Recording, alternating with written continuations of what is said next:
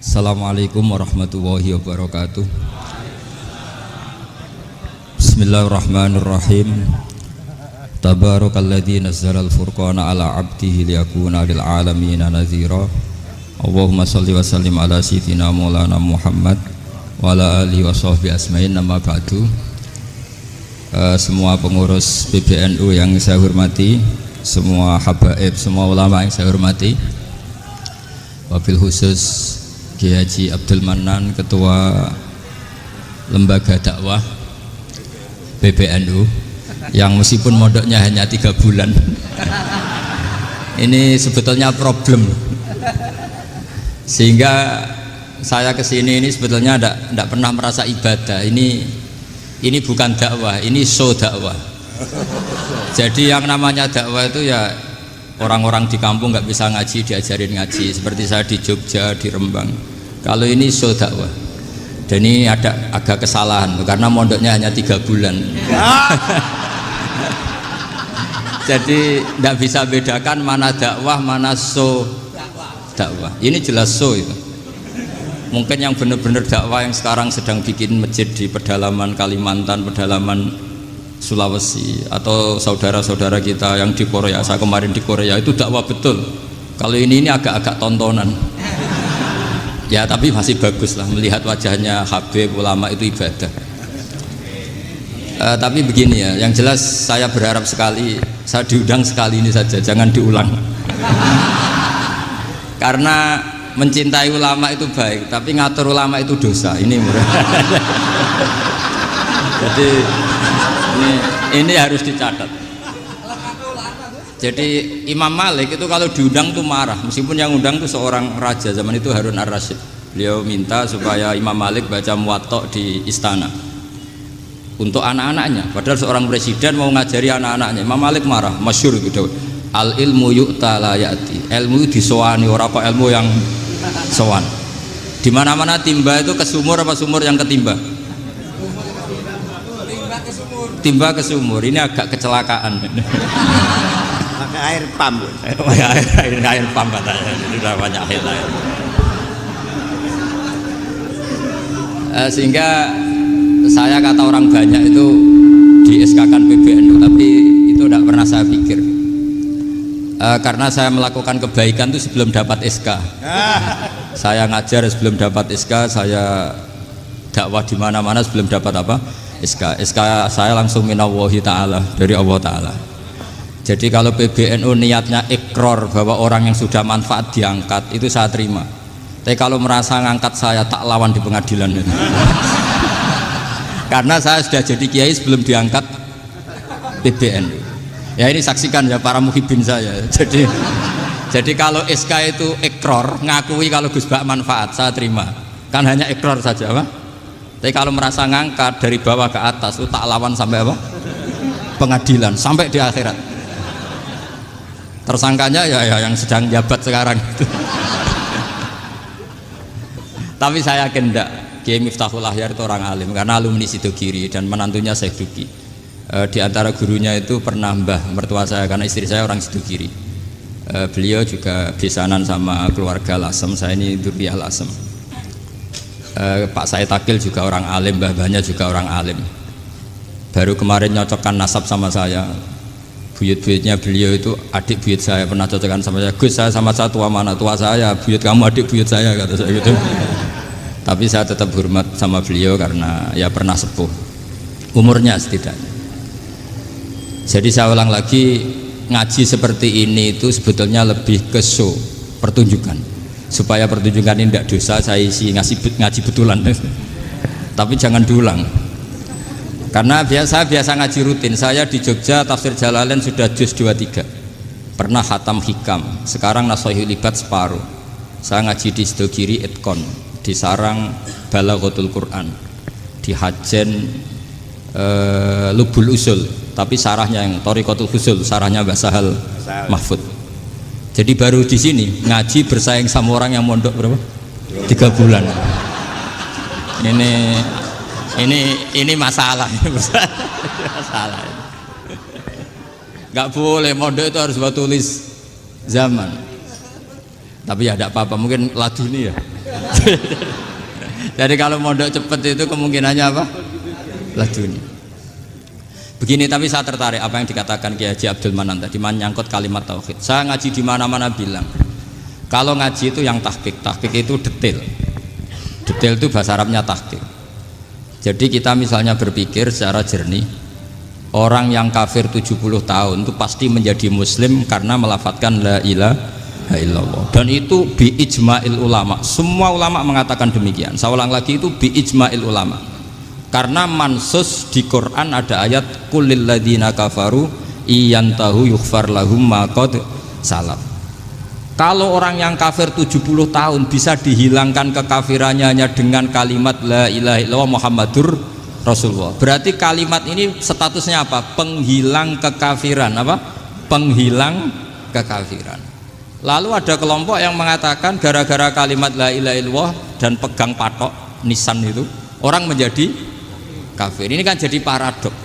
Lafat yang kita statuskan sebagai penghilang kekafiran dengan lafat yang sama orang menjadi kafir. Itu nggak ketemu nalar.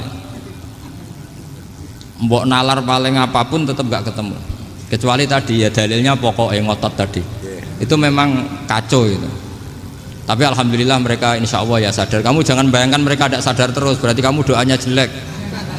Bisa saja mereka sudah ingin sadar, berhubung digojlok ini terus nggak jadi sadar. Jadi jangan-jangan salah kita karena sering gojlok sehingga yang mau sadar jadi tidak apa? Nggak sadar. Saya tadi jam 10 sampai setengah 2 masih ngajar di pondok saya ngajar tafsir masih di Rembang sana saya. Terus saya ke Semarang Delalah Muyassar, ya mungkin agak-agak keramat, jadi tetap jam 3:04 saya bisa ketemu Habib Umar Hafid. Saya beberapa menit ya diskusi tentang manhaj beliau, dan kebetulan saya sering belajar kitab beliau sama alumni-alumni Darul Mustafa. Meskipun saya tidak pernah ke sana, tapi saya tahu betul mazhab beliau karena al-arwah junudun apa? Mujannada. Begini, saya sering dingendikani Mbah Mun, politik tidak jelas itu bagian dari kejelasan. Ini yang perlu dicatat. Jadi politik tidak jelas itu bagian dari apa? Kejelasan.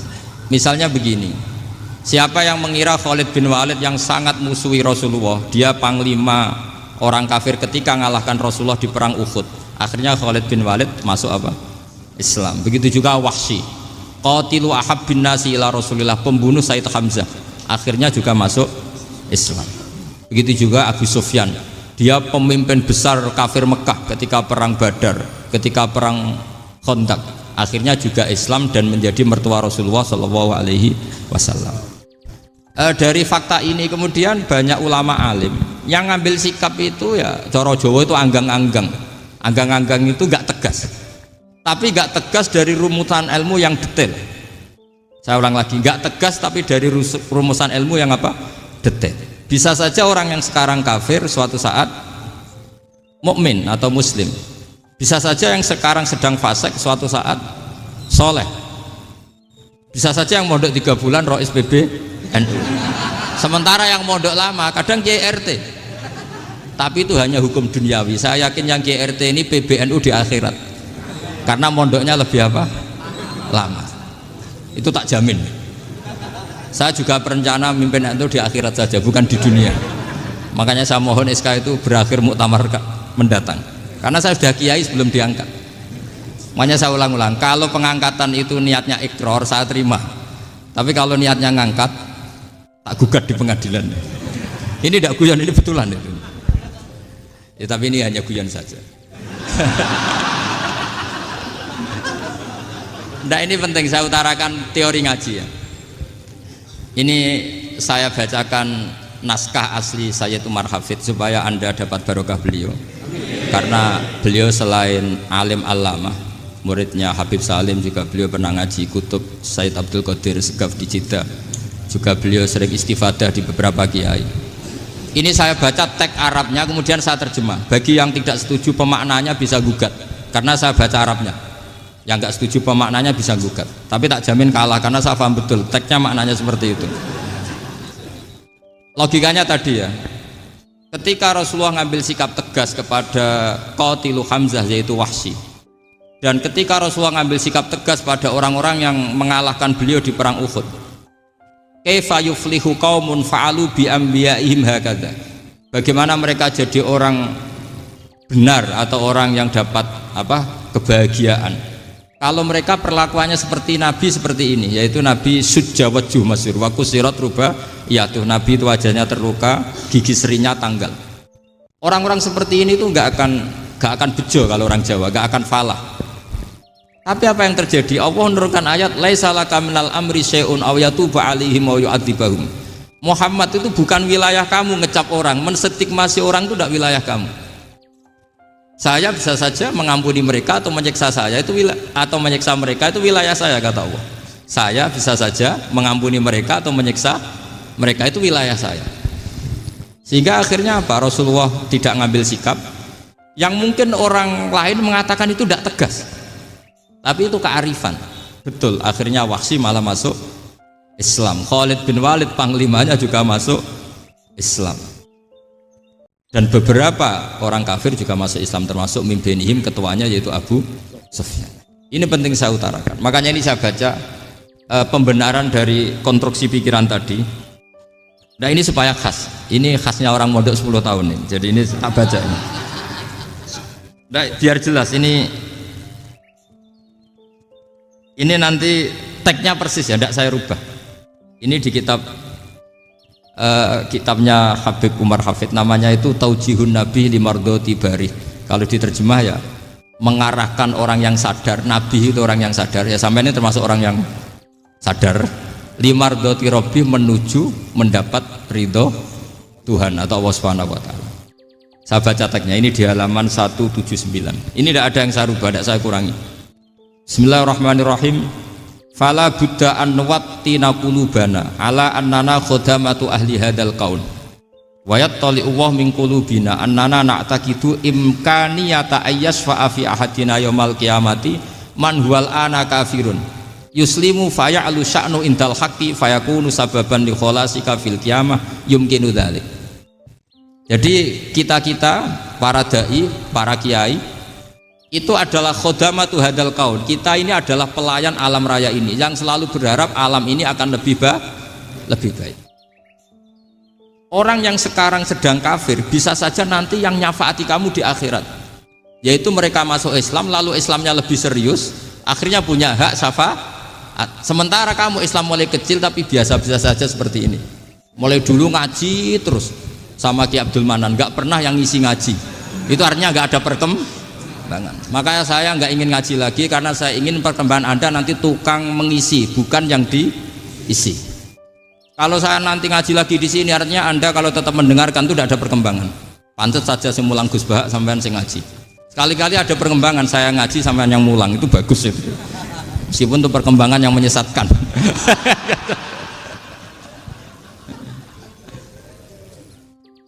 Ini penting saya utarakan. Ini dawuhnya Said Umar ya. Orang yang sekarang sedang kafir bisa saja orang ini nanti nyafaati kamu, yaitu beliau orang ini Islam, kemudian Islamnya serius, maka punya hak syafaat. Sementara kamu Islamnya biasa-biasa saja. Itu masyhur kayak Sayyidina Umar. Sayyidina Umar Islam di hari itu langsung makomnya makom yang a'la, sehingga mengalahkan yang sudah Islam lebih lama. Karena Islamnya Umar itu menjadi izzatul Islam betul. Makanya jangan benci orang tegas teman-teman, kadang ya ada baiknya. Abu Bakar itu sudah Islam tapi layinal janib, orangnya santun. Kalau dipisoi orang yang menengahi lah, kira-kira seperti itu. Begitu juga Bilal, Ammar, Suhaib. Singkat cerita, Rasulullah itu sering dibully ya, sering disiksa orang-orang kafir. Rasulullah berharap, wah kalau yang Islam gini terus repot. Melihat Umar ini petarung di pasar Uka, dia dapat uang itu kalau tarung, menangan. Kata Rasulullah, kalau ini yang Islam ya bagus. Beliau berdoa, Allahumma aizal Islam bi Umar. Itu kira-kira 2 hari dari doa beliau, Umar masuk Islam. Itu pertama masuk Islam itu orang-orang kafir diparani. Kalau kamu ganggu Rasulullah Muhammad tak bunuh. Semenjak itu orang kafir yang gentenan sembunyi. Sehingga kata para mereka yang Islam selalu jaya mut aslama Umar, ketika Umar masuk Islam. Itu dalam satu hari Islam itu Rasulullah sudah ngendikan Umar yang Islam sehari ini imannya kalau ditimbang separuh ahli dunia masih unggul sama Islamnya Umar. Nah bisa saja seperti itu. Jadi saya minta sama teman-teman yang mencintai ilmu, tidak tegas itu bagian dari ketegasan dalam ilmiah. Karena kita ini tidak mengendalikan dunia, tidak mengendalikan hidayat, hanya Allah piyambak yang ngasih apa? Hidayat. Maka sikap kita laisalaka minal amri syai'un aw yatuba alaihim aw yu'adzibahum. Rasulullah yang ahabbul khalqi ilallah saja tidak boleh tegas karena semuanya potensi itu ada. Cuma kita tegas dalam kebenaran saja, tapi nggak perlu tegas dalam mengawal kebenaran. Kenapa demikian? Karena Islam ini agama yang akan dijaga Allah ila yaumil. Yang jaga Islam bukan PBNU, bukan PP Muhammadiyah, bukan kiai. Yang menjaga Islam namun Allah Subhanahu wa taala. Makanya Sayyidina Umar itu kalau disuruh mikir Islam itu nggak mau betul. Masyhur itu dalam tarikh-tarikh. Umar mimpin itu sukses, banyak futuhat. Singkat cerita akhirnya orang tuh kelangenan, wah kalau Umar meninggal kayak apa. Sehingga Abdullah bin Umar setiap jalan-jalan tuh dibully. Kalau sekarang dibully, ya Abdullah bin Umar, bapak kamu itu gimana? Sudah sepuh mau meninggal kok tidak suksesi. Kalau saja ada orang penggembala kemudian meninggalkan kambingnya di hutan, kamu anggap orang yang mudoyik enggak, menyia-nyiakan kambing itu enggak? Ya iya, kata Abdullah bin Umar. Apalagi amru hadil umat ini mau ditinggal gelanggang, nanti suatu saat Umar meninggal. Mbok yo suksesi supaya jelas. Logika itu diaturkan ke Umar radhiyallahu anhu, ke Sayyidina Umar. Pertama Umar agak tertarik dengan logika itu. Lama-lama beliau marah. Tidak jadi. Saya tetap tidak akan istikhlaf, tidak akan suksesi. Dan saya tidak akan mikir Islam katanya. Islam akan diurus oleh Allah Subhanahu. Terus beliau ngendikan, Islam ini jalan ketika ditinggal Abu Bakar. Bahkan ketika ditinggal ahabbul khalqi ilallah akramul khalqi indallah, yaitu Rasulullah Muhammad sallallahu alaihi wasallam. Coba Islam dulu dipimpin Abdul Qadir ketua wali, dipimpin wali songo, dipimpin orang top. Sekarang dipimpin mondok 3 bulan jalan. Karena Islam yang ngatur Allah Subhanahu wa taala. Jadi ini penting. Loh coba ustadz tuh banyak yang nggak bisa ngaji loh. Tapi ya laku ya nggak masalah. Loh saya kemarin di Korea seminggu. Itu TKI jadi khotib, ada yang jadi mufti, ada yang jadi suriah. Itu ada yang di sana jadi suriah, pulang ke kampung angon kambing lagi. Loh itu teman saya kenal. Suriah Korea. Iya suriah Korea tapi. Artinya gini, bahkan masjid semua yang di Korea itu didirikan oleh TKI dan TKW. Mereka digerakkan Allah untuk mikir agama, karena agama ini milik Allah. TKI saja mikir. Makanya ini penting, yo dakwah tapi tauhidnya sing kenceng, jangan dakwah kenceng tauhidnya kendor. Itu bahaya betul. Saya ulang lagi ya, ini dawuh Habib Umar. Jadi kata beliau, fala budda an wattina qulubana. Kita harus yakin seyakin-yakinnya bahwa semua kemungkinan itu mungkin. Makanya masyhur dalam tarikh ketika kafir Quraisy mau disiksa oleh para malaikat karena mereka sering menyakiti Nabi, kata Nabi gimana? Jangan. Saya berharap kalau bapaknya tidak mukmin, suatu saat anaknya mukmin. Masyhur dalam tarikh. Musuh Nabi besar siapa? Walid bin Mughirah. Punya anak Khalid bin Walid. Abu Lahab punya anak Darrah, itu mukminah yang baik. Abu Jahal punya anak Ikrimah, itu mukmin yang baik. Di Indonesia lebih hebat lagi. Bapaknya ra iso maca Quran, anaknya hafid. Bapaknya Utun Ratamat SD, anaknya jadi dekan. Di Indonesia banyak orang nggak siapa-siapa, anaknya jadi presiden, anaknya jadi menteri. Artinya jangan karena bapaknya kafir kamu nganggep anak turunnya pasti selalu kafir. Teori itu sudah salah zaman Rasulullah.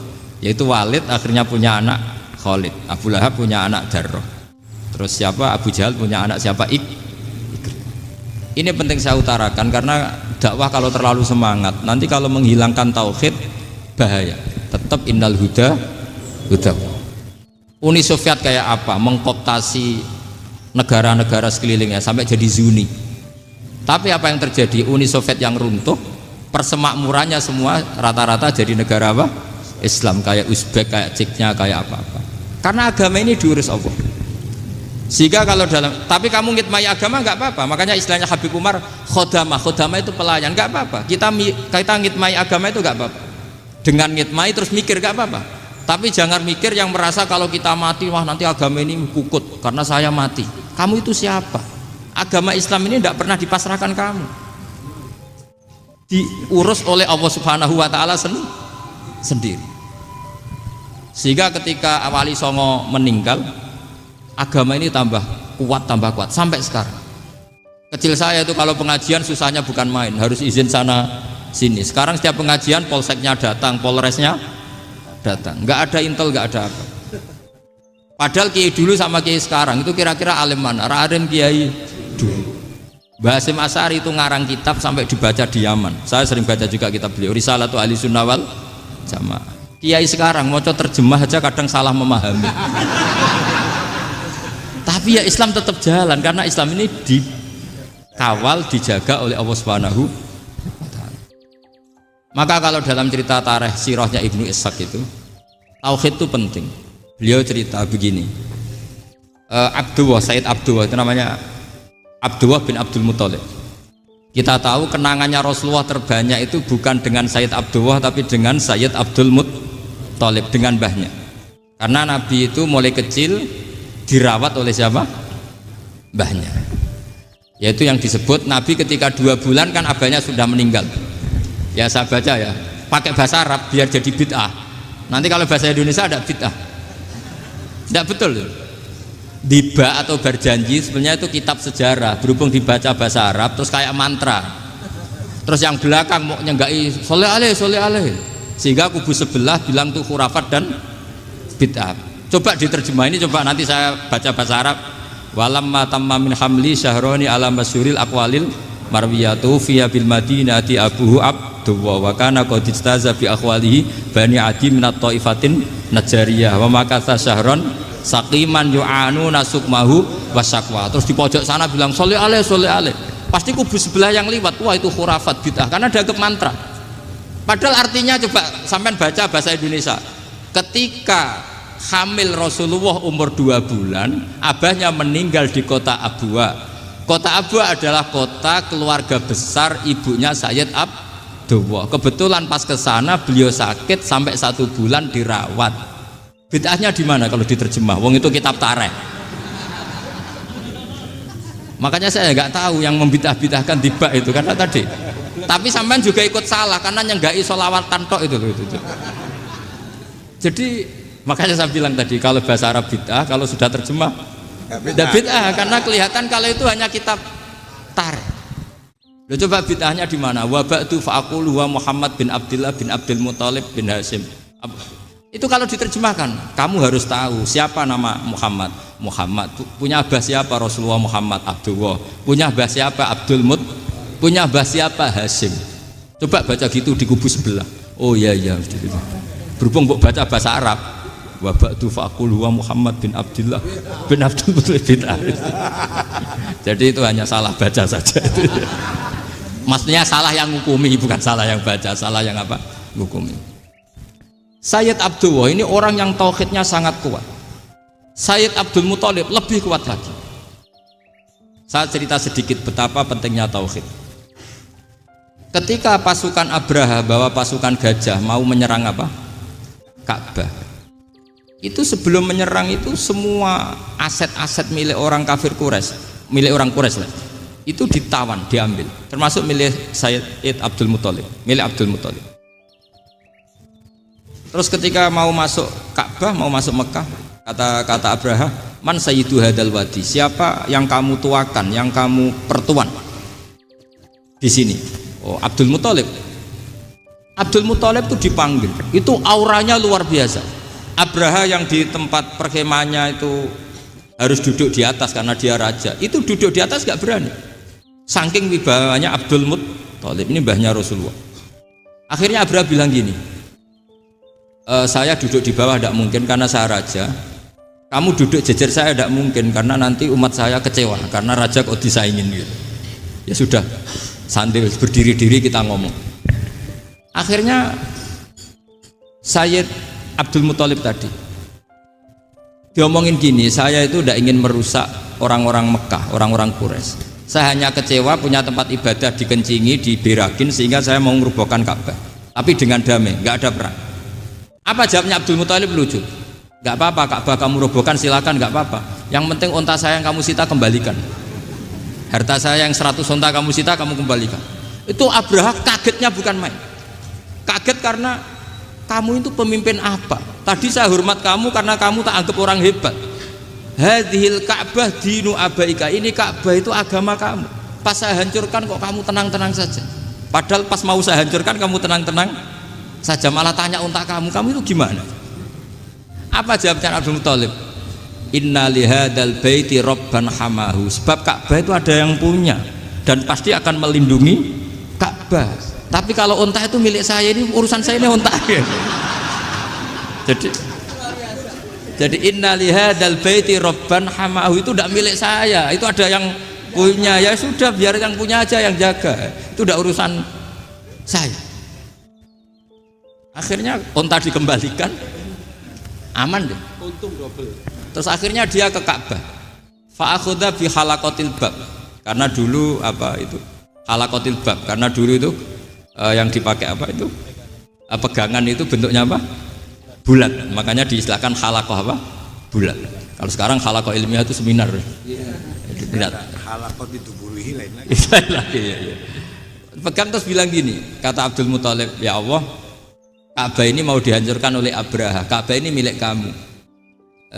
Saya mau ke gunung, mau melihat apa yang kau lakukan terhadap orang yang mau merusak Ka'bah.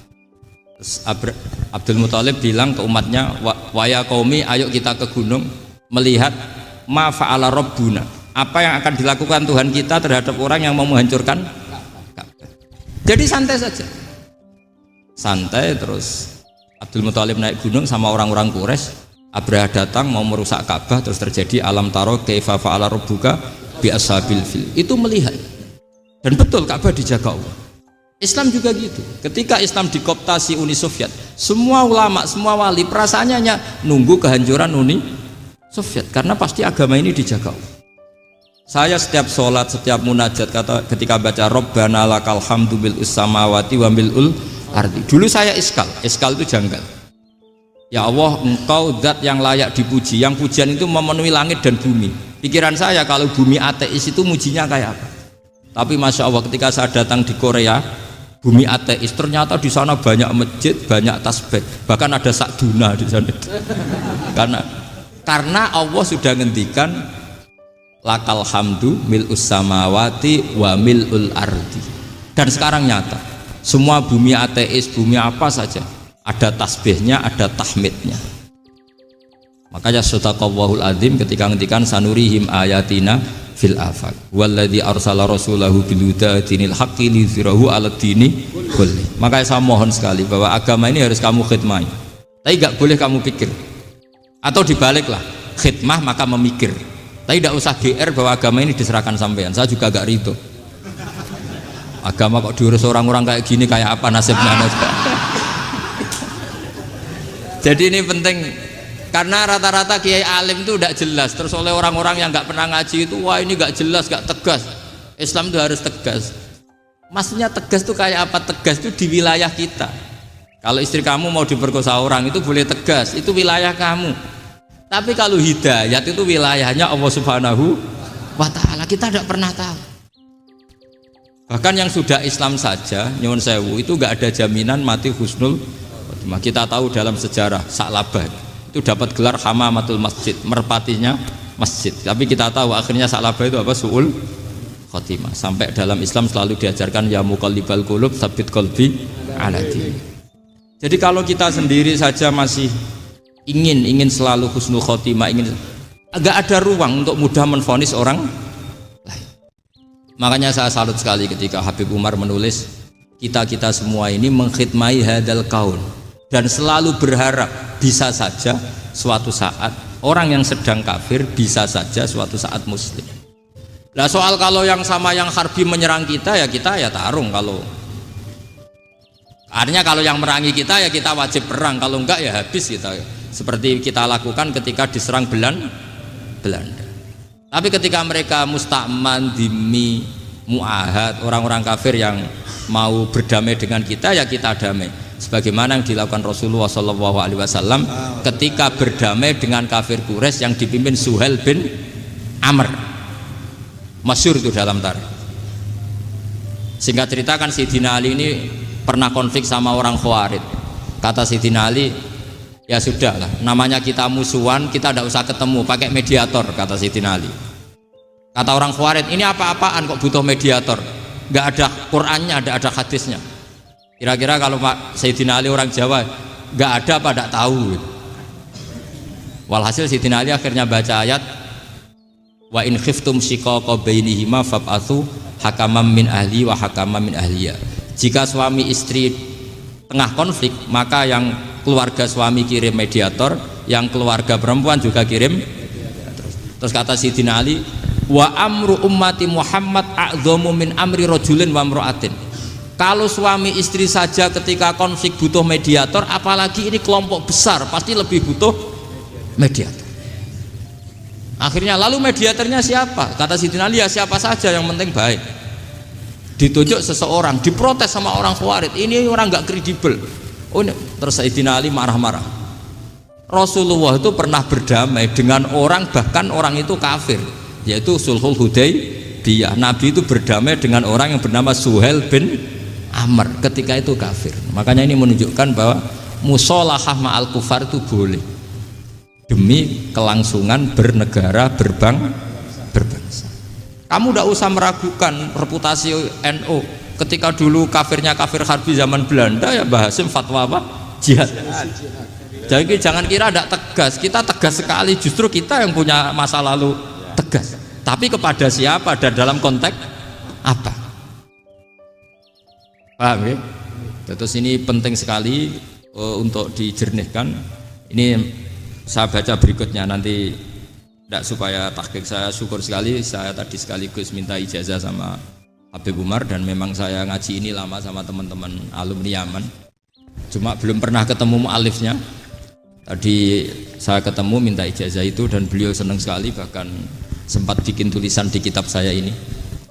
Sama tidak perlu baca, karena kalau bisa ya biasa, kalau tidak bisa malu ya sudah, tidak usah baca. Sudah.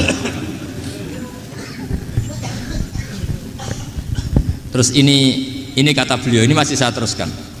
Nahnu min hadhil intilaqah naktasibu thabatana wa quwwata yaqinina wa illa fa fil ardi mu'aridun wa muntaqidun wa mukhalifun min akhyarin wa asyrarin sholihin wa fasikin muslimin wa kuffar.